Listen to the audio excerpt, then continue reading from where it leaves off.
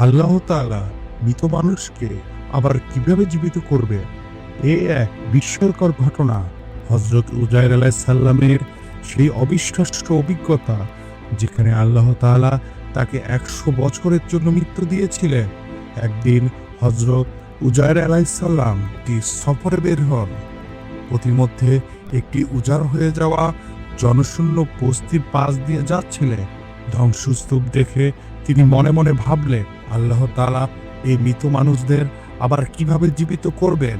আল্লাহ তার বান্দার এর চিন্তা শুনলেন, আর তখনই তার ক্ষমতা প্রদর্শনের জন্য উজাইর আলাইহিস সালামকে এবং তার গাধাটিকে ১০০ বছরের জন্য মৃত্যু দিলেন। ১০০ বছর পর আল্লাহ তাআলা যখন তাকে পুনরায় জীবিত করলেন, তখন প্রশ্ন করলেন, তুমি কতক্ষণ এখানে ছিলে?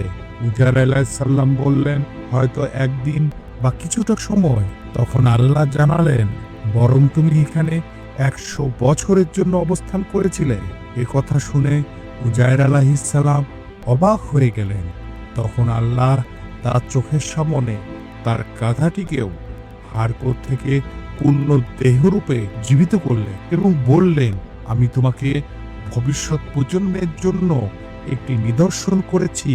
এই ঘটনাটি কুরআনের সূরা বাকারা আয়াত ২৫৯ বিস্তারিতভাবে এসেছে। আল্লাহ তাআলার কুদরতের এর চেয়ে বড় নিদর্শন আর কি হতে পারে?